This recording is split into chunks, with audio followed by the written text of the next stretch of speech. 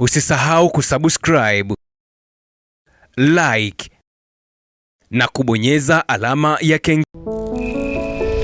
Yamewapa manufaa makubwa.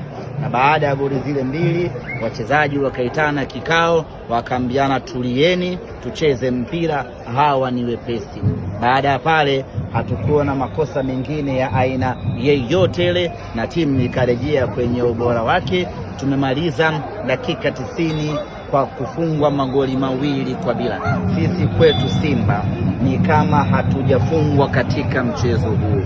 Goli 2 ambazo wametangulia nazo zinakwenda kurudi mapema tu Benjamin Mkapa, zinakwenda kurudi mapema tu Tanzania.